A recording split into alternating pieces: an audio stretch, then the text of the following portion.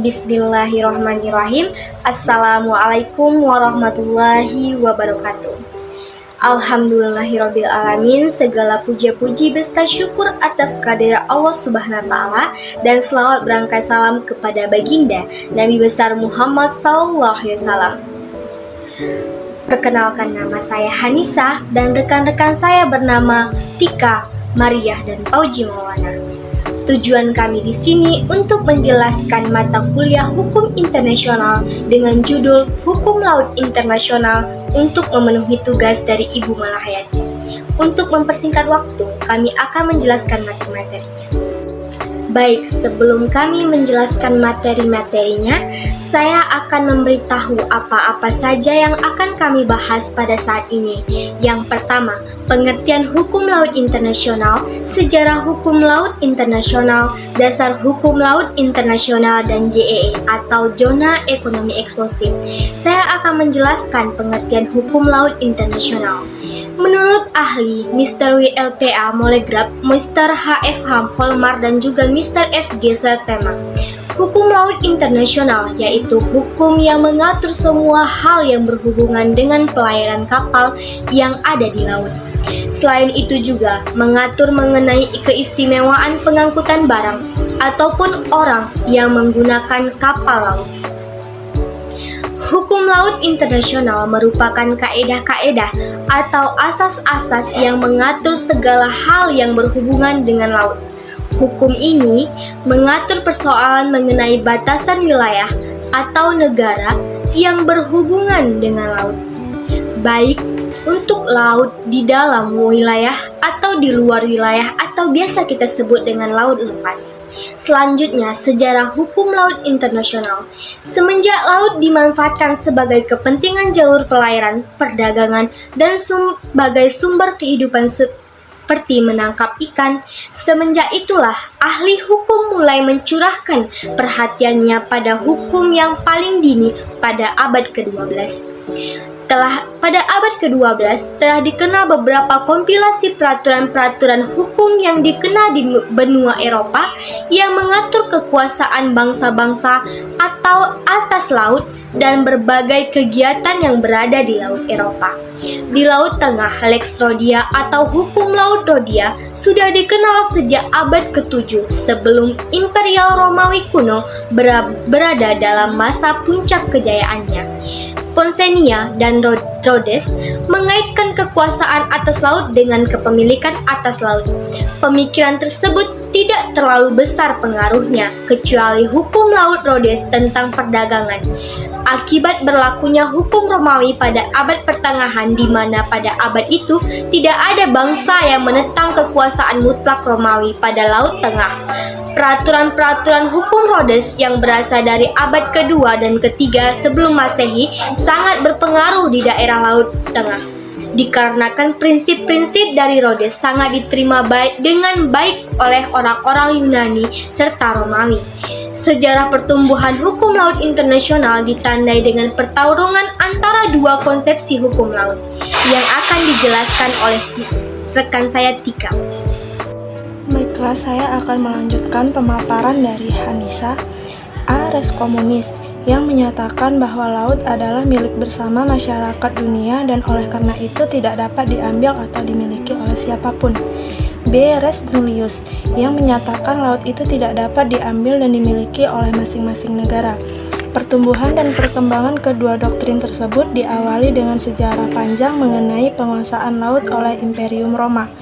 Kenyataan bahwa Imperium Roma menguasai tepi lautan tengah dan karenanya menguasai seluruh lautan tengah secara mutlak. Dengan demikian menimbulkan suatu keadaan di mana lautan tengah menjadi lautan yang bebas dari gangguan-gangguan bajak laut, sehingga semua orang dapat menggunakan lautan tengah dengan aman yang sejahtera yang dijamin oleh pihak Imperium Roma didasarkan atas doktrin Res Communis Omnium atau hak bersama seluruh umat manusia yang memandang penggunaan laut bebas atau terbuka bagi setiap orang. Asas Res Communis Omnium di samping untuk kepentingan pelayaran menjadi dasar pula untuk kebebasan menangkap ikan. Dasar hukum laut internasional. Konvensi PBB 1982 tentang hukum laut. Isi Konvensi PBB 1982 mencakup beberapa poin penting dalam UNCLOS 1982. Negara pesisir atau negara yang memiliki pantai menjalankan dan menetapkan kedaulatan laut teritorialnya tidak boleh melebihi lebar 12 mil. Kapan laut dan pesawat negara diperbolehkan melintas di selat yang digunakan untuk navigasi internasional. Negara yang memiliki perbatasan langsung dengan laut bisa menetapkan ZEE atau zona ekonomi eksklusif sejauh 200 mil. Negara yang memiliki pantai mendapat hak untuk mengakses laut dan melakukan transit melalui negara transit. Seluruh negara harus turut serta dan mencegah dan mengendalikan pencemaran laut, termasuk bertanggung jawab atas kerusakan yang diakibatkan oleh pelanggaran negara terhadap konvensi. Untuk selanjutnya akan disampaikan oleh rekan saya Fauzi Maulana. Baik, di sini saya akan melanjutkan materinya, yaitu tentang UNCLOS 1982 yang dimana melahirkan beberapa pokok pengaturan hukum laut, yaitu perairan pedalaman, perairan kepulauan, teritorial, zona tambahan, zona ekonomi eksklusif, landasan kontinen, laut lepas, dan selat yang digunakan untuk pelayaran internasional. Wilayah laut pedalaman adalah wilayah laut di sisi daratan dari garis pangkal. Garis pangkal ini ialah garis yang digunakan sebagai pangkal pengukuran lebar wilayah laut teritorial.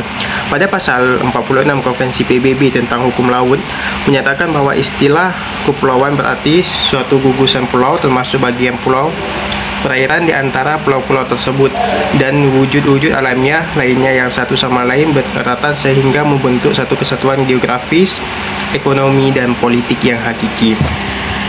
Negara kepulauan didefinisikan untuk memberi arti suatu negara yang seluruhnya terdiri dari satu atau lebih kepulauan yang sangat mencakup pulau-pulau lain.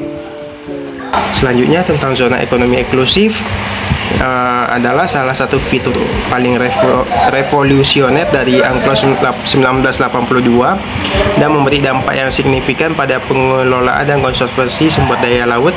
Rezim ZEE menertibkan klaim-klaim sepihak atas perairan oleh negara-negara di masa sebelumnya dengan memberi hak kepada negara pantai untuk eksplorasi dan eksploitasi, pengelolaan dan konservasi sumber daya alam hayati dan non hayati dari dasar laut dan tanah di bawahnya serta air di atasnya, dan kegiatan lain untuk eksplorasi dan eksploitasi ekonomi zona tersebut seperti pembangkit energi dari air, arus laut, dan angin.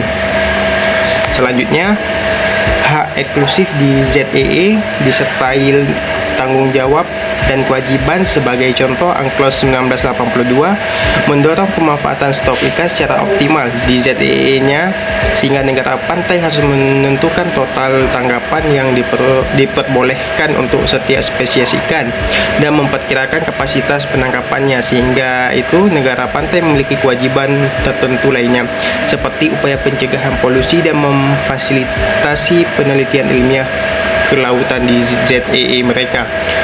Mungkin selanjutnya akan dilanjutkan oleh kawan saya Maria. Kepada Maria saya persilahkan ya, segala hormat. Baik, saya akan melanjutkannya, yaitu ZEE diatur pada bab 5 dari UNCLOS 1982, terdiri dari atas 21 pasal dari pasal 55 sampai 75. Pasal 55 UNCLOS 1982 mendefinisikan ZEE sebagai perairan laut yang terletak di luar dari dan berbatasan dengan laut teritorial, tunduk pada rejim hukum khusus Special Legal Regime yang ditetapkan dalam bab 5 ini berdasarkan hak-hak dan yurisdiksi negara pantai, hak-hak serta kebebasan-kebebasan negara lain. Sebelum lahirnya ZEE, hukum internasional hanya mengakui laut teritorial dan laut bebas. Rejim ZEE mengubah secara revolusioner pengatur atas laut di atas. ZEE adalah warisan yang paling berharga dari UNCLOS 1982. Perundingan UNCLOS 1982 dimulai dengan harapan terciptanya tatanan dunia yang lebih stabil, mendorong pemanfaatan yang lebih besar, dan pengelolaan sumber daya laut yang lebih baik, menghadirkan keharmonisan dan itikat baik, penyelesaian konflik di antara negara-negara yang saling bertentangan hakim. Hukum laut internasional adalah seperangkat norma hukum yang mengatur hubungan hukum negara pantai atau yang berhubungan dengan pantai, yang terkurung oleh daratan, dan atau organisasi maupun subjek hukum internasional lainnya yang mengatur mengenai kedaulatan negara atas laut, yurisdiksi negara dan hak-hak negara atas perairan tersebut. Hukum laut internasional mempelajari tentang aspek-aspek hukum di laut dan peristiwa-peristiwa hukum yang terjadi di laut. Akhir-akhir ini di kalangan para ahli hukum maupun di luar lingkungan yang terbatas ini telah disadari pentingnya hukum laut bagi kehidupan bangsa Indonesia. Sekian, terima kasih.